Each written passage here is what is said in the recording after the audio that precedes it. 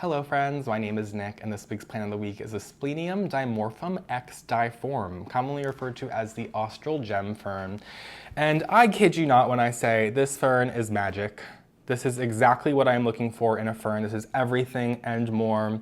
And I'm so excited to share it with you guys today. I was trying to hold off on talking about this on plant of the week, one, because I just talked about a fern like 2 weeks ago, and two, I don't think ferns are the hottest commodity yet. I think they're still waiting to earn their time on the pedestal. But three, I haven't been caring for this houseplant for longer than like 6 months. And I usually like to care for a plant for a full year, let's say, before I talk about it here on Plant of the Week, just because, I like to give you the most accurate information as possible. But I can't wait any longer to talk about this fern. It is just so incredible. I'm so excited about it, and I think everyone needs to know about it. So, Austral Gem Fern, as you could imagine, the name suggests it is native to Australia.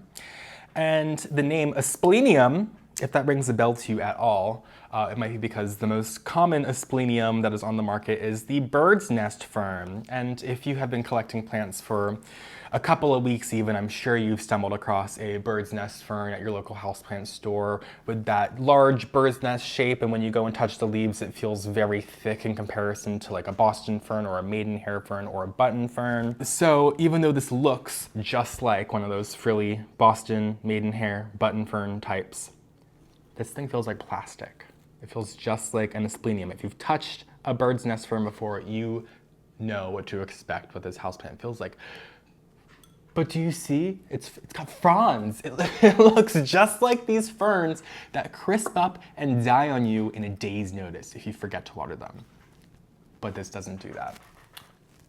Mind blown. So the care for this houseplant. So it's an Asplenium, as I said. Aspleniums are much more resilient ferns. I'd relate them more into the care of like a staghorn fern, where they require more sunlight to be able to thrive. Ferns are thrown in the category of low light houseplant, and can they withstand lower light? Yes, but many ferns do require some higher sunlight to thrive, just like the fern I talked about last time, the blue star fern. So this one, it does have much greener foliage in comparison to like the staghorn and the bird's nest and the blue star, which all have much more like paler or brighter green foliage. So this, I wouldn't call it a bright light plant. Like I wouldn't say it requires as much bright light as a typical bird's nest fern or a staghorn fern, but I don't think it can do as well in the lower light selections that you might be giving like a maidenhair fern. I'd say it kind of falls in between with this thicker foliage. I'm growing mine roughly like 8 feet away from an east facing window. I think if it was a west facing window, that would be fine as well. If it's a south facing window, you could probably pull it back a couple feet more than that. If you're working with a north facing window, maybe push it a little closer to the window. So just kind of use your best judgment, but this does not need to be sitting in any direct sunlight by any means. I would just have it in some bright, indirect, ambient light, and I think it's going to do best. The watering is the only thing you really need to be on top of with this houseplant. It is still a fern.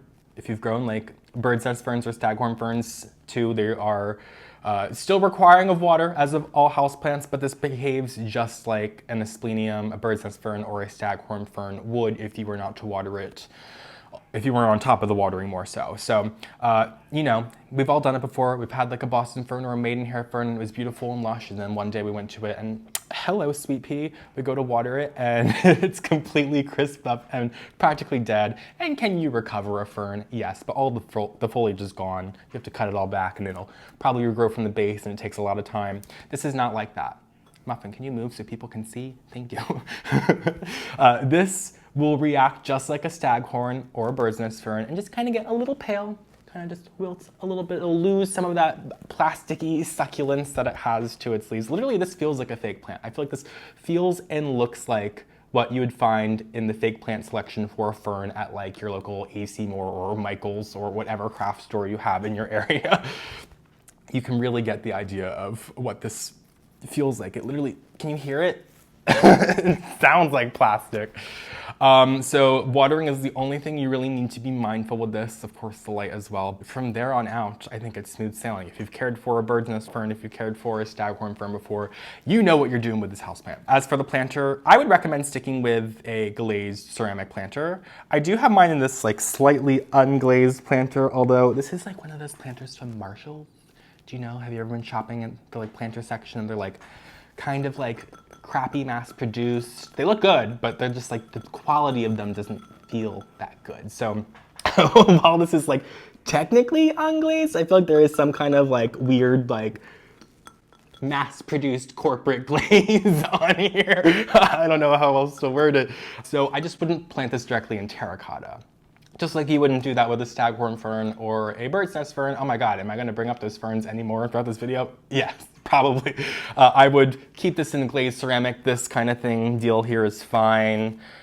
You can even leave it inside its plastic nursery planter that's going to hold on moisture better than a terracotta planter would. So just avoid very unglazed ceramic. Terracotta is probably going to just dry this out a little too much, and I just can't say from experience how it would react in those situations, but I do find myself watering this probably like once every like 5 days. I just take it over the sink and I'll give it a little sip because I have it sitting on my bar cart and I don't really just want to water it willy-nilly there. So I just go ahead and move it to the sink and give it a good drink every 5 days or so, and it's been just absolutely thriving.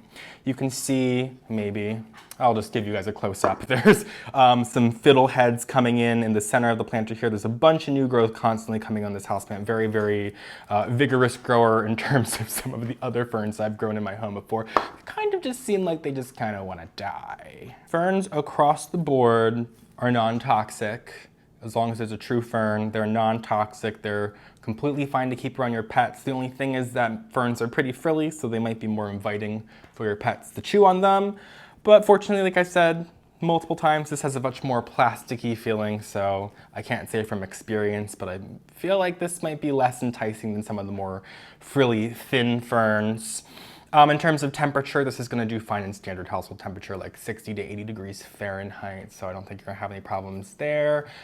Humidity, the one thing this thing is going for, well, one of the many things this plant has going for it, this does not require high humidity. I'd say ferns are usually requiring that typical like 40 to 60% humidity levels, which in the summertime, that's completely fine, not gonna be a problem. It's more of an issue in the wintertime when the heat kicks on, dries out our spaces. This is not one of those ferns that you have to worry about though.